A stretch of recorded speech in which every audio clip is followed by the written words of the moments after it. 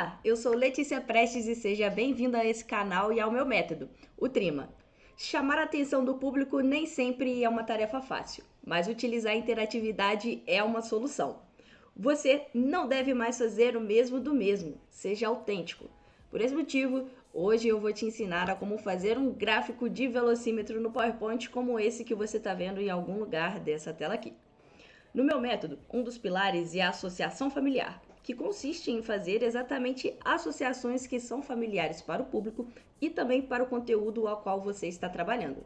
Então, por exemplo, vamos supor que eu sou gestora de uma empresa de transportes e eu queira mostrar indicadores de velocidades atrelados à manutenção dos meus veículos.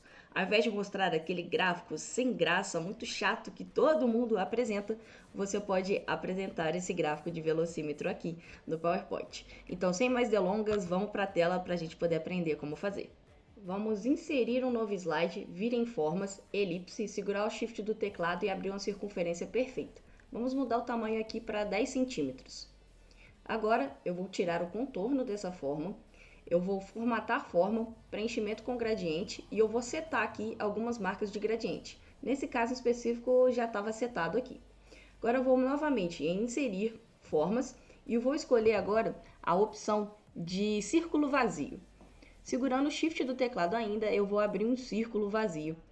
E eu vou mudar o tamanho desse círculo aqui para 12 e 12 centímetros. Eu vou posicionar esse círculo exatamente no centro do outro e vou diminuir nessa bolinha amarela aqui até ficar um pouco para fora mesmo. Não tem muita medida aqui não, vai mais no olho mesmo. Eu vou duplicar essa forma, vou diminuir ela e vou colocar ela dentro da outra e vou aumentar um pouco aqui a espessura nessa bolinha amarela para que ela cubra a parte de dentro ali, só um pouquinho da outra forma que estava ali. Eu vou selecionar as duas formas, segurando o shift do meu teclado, e eu vou formatar a forma e vou escolher aqui novamente um preenchimento com gradiente. E eu vou mudar um pouco aqui as cores só para ficar um pouco mais escuro e um pouco mais claro. Acho que assim tá legal. Como eu selecionei ali a de fora, vou clicar nela de novo, página inicial, dar um clique no pincel e clicar na outra. Vou selecionar as duas e tirar o contorno. Agora eu vou clicar na do centro e vou girar um pouquinho para dar essa impressão de 3D que ficou aparecendo aqui para você, uma sensação de profundidade. Agora eu venho inserir formas, novamente o círculo vazio, vou abrir um outro círculo aqui, posicionar ele ao centro, só aumentando um pouco aqui o tamanho dele. Vou diminuir mais um pouquinho aqui, e posicionar ao centro e na bolinha amarela aqui diminuir um pouquinho esse tamanho de um tamanho que eu acho que vai ficar legal aqui para eu poder fazer um efeito bem bacana. Inserir formas e eu vou escolher aqui o retângulo, vou abrir um retângulo de uma espessura aqui que eu acho que vai ficar boa. Vou posicionar esse retângulo aqui, ó, numa rotação de 45 graus. Então vou digitar aqui 45 graus. Vou trazer ele alinhado aqui, tá aparecendo essas linhas guias. Vou copiar, Ctrl C, Ctrl V, e vou só girar ele aqui horizontalmente e vou posicionar eles certinho aqui no centro. As linhas guias estão me ajudando. Com o shift do teclado, vou selecionar esse outro elemento, vou arrastar um pouquinho aqui para fora, só para não me atrapalhar. Eu vou vir agora em mesclar formas e escolher fragmentação. E vou excluir essas partes aqui, ó. Beleza, agora eu vou selecionar ela, vou trazer novamente aqui para o centro e ela já está alinhada. Ela não vai ter contorno, botão direito, formatar a forma, gradiente. E aqui eu vou escolher 3 marcadores de gradiente. Um marcador verde, um marcador amarelo e vou pegar também um marcador vermelho. Aqui, ó, vermelho, pronto.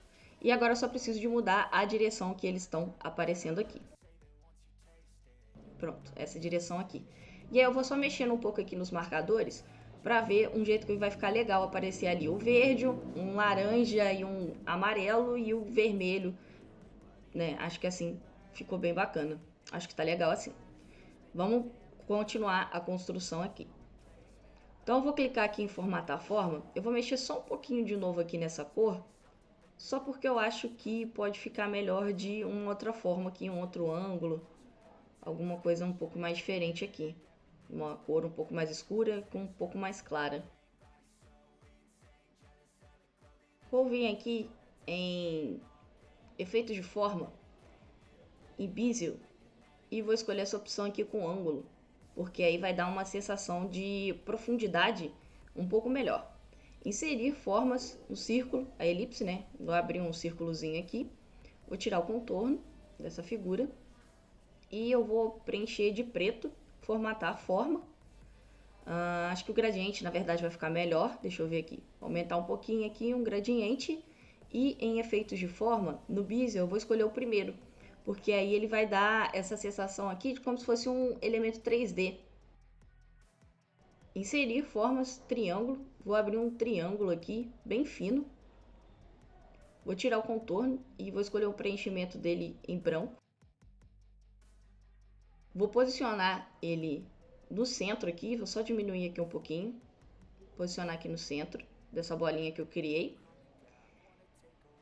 Vou centralizar eles aqui para ter certeza que realmente estão ao centro.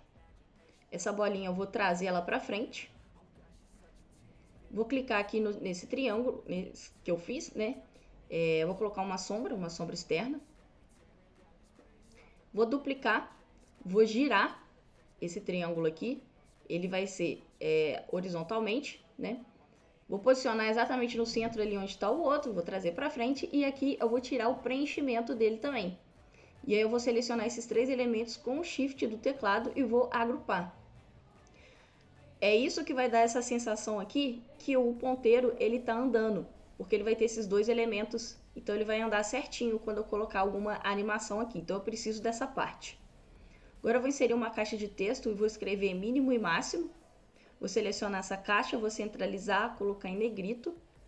Vou colocar aqui dentro, branco, e no meio eu vou clicar e vou dar um espaço para esses elementos se afastarem e ficarem na posição que eu quero, mínimo e máximo. Vou duplicar esse elemento aqui e eu vou colocar ele na cor branca aqui, só para eu poder enxergar melhor, e vou diminuir um pouquinho aqui de um tamanho que eu acho que vai ficar bom. Esse tamanho aqui para mim tá bem legal. Vou trazer ele para fora e vou colocar em preto agora para eu poder enxergar o que eu tô fazendo. Eu vou inserir um retângulo aqui, mais ou menos dessa espessura, e vou posicionar ele aqui ao centro. Vou diminuir um pouquinho a espessura. Vou clicar em formatar forma. Vou vir nessa opção aqui de tamanho, vou duplicar esse elemento e aí eu vou fazer o seguinte, eu vou começar a rotacionar esse elemento.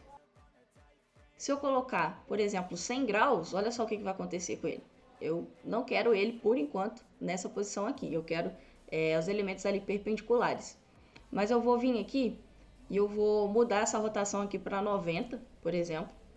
Vou copiar esse elemento e vou mudar a rotação aqui para 180. Pronto, agora eles estão perpendiculares. Era exatamente isso que eu queria. Vou duplicar esse elemento e agora vou alterar de 10 em 10 graus. Então, 190, vou dar um Ctrl+C, Ctrl+V. Agora vai ser 200 e assim por diante. Eu vou copiando esses elementos até preencher tudo que está ali de 10 em 10 graus.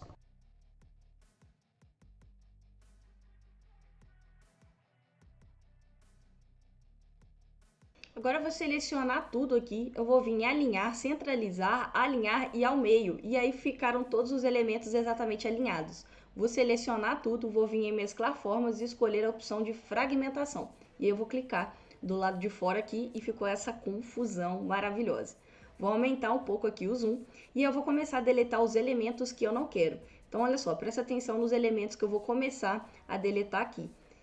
Nesse momento pode ser que a máquina fique um pouquinho pesada porque ela está demandando muitos recursos, tá? Então não se assuste aí.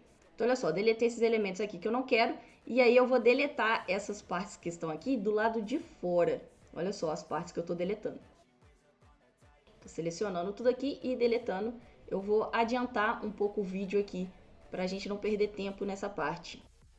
Agora eu vou selecionar os elementos que eu quero, que são esses daqui que eu estou selecionando, porque antes eu precisava de tirar aquela informação ali, porque estava poluindo muito a tela e eu poderia selecionar alguma coisa errada. Eu vou dar um Ctrl+X, aí eu vou selecionar isso tudo que está aqui, eu vou deletar e eu vou dar um Ctrl+V. Então eu recortei e colei. Agora eu vou tirar o contorno e eu vou tirar o preenchimento também. Vou clicar com o botão direito, vou em agrupar, vou clicar com o botão direito novamente, trazer para frente e posicionar ele aqui dentro. Eu não posso clicar antes do lado de fora, senão eu vou desselecionar todos os elementos, ok?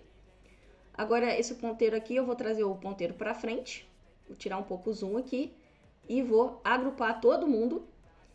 Vou posicionar aqui no centro e já foi construído o nosso velocímetro.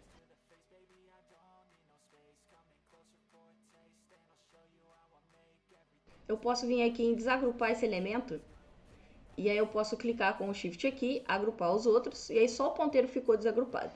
E aí eu vou mudar o ponteiro de posição, vou duplicar o slide, vou mudar a posição dele aqui, ó. Aqui, por exemplo, transições e escolher transformar. E aí ele vai fazer esse movimento de ponteiro aqui sem utilizar animação nenhuma. Utilizando a associação familiar e o poder do PowerPoint, tudo fica mais fácil, né? Agora que você já sabe fazer um gráfico impactante e criativo no PowerPoint, que tal aprender a chamar a atenção logo no primeiro slide com as capas? Assista o próximo vídeo e aprenda!